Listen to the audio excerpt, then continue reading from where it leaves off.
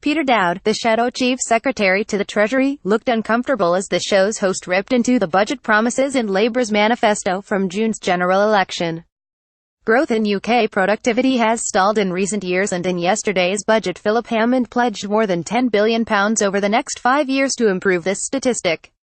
Last night, Mr. Davis showed up Labour's own economic plans, highlighting their dismal plans to tackle the issue.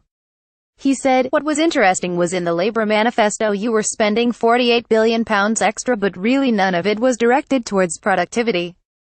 BBC Oven Davis ripped apart Labour MP Peter Dowd as he tried to defend Labour's spending plans. Productivity only got 2 mentions in the manifesto. Attempting to defend the Socialist Party's pledges, Mr. Dowd replied by saying that the money Labour would invest would help fund education, from early years, through to primary schools, secondary schools and through to further education. Mr. Davis was quick to slap the politician down after he then tried to claim that Labour's uncosted funding spree would help productivity. He exclaimed, "The spending on education was mostly about giving money to students, restoring the education maintenance allowance, abolishing tuition fees."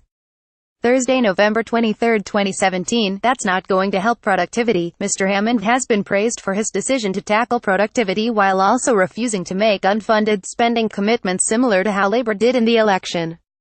Outlining his plans for the economy in the House of Commons, the Chancellor said the government was committed to a strategy to raise productivity and wages in all parts of our country. He continued, "At the heart of a global Britain must be a dynamic and innovative economy," praising the Tory MP as fiscally sensible plans. Yael Selfin, chief economist at KPMG UK, told the BBC, "The Chancellor is sticking to his target of reducing public borrowing to less than 2% of national income by 2021, albeit with a reduced chest for any emergency spending in the event the economy requires an additional boost." Elsewhere in the budget, the Runnymede and Weybridge MP earmarked cash for spending on tighter border controls and other measures to prepare the country for any outcome in the negotiations over leaving the EU. He signalled that Britain will not put up with Brussels bullying as negotiations over the exit from the EU reach a critical phase. "No one should doubt our resolve," he said. Getty Labour pledged to spend billions in the general election. Philip Hammond delivered the budget in the House of Commons yesterday. Mr. Hammond's extra cash for Brexit preparations over the next 2 years was a key measure in a £25 billion budget spending splurge designed to get Britain fit for the future.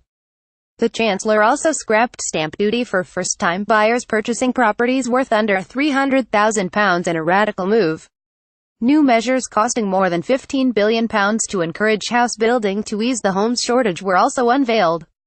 And he announced an extra £7 billion for the NHS over the next 5 years, promised pay rises for nurses and poured cash into benefits to ease the introduction of the new universal credit system.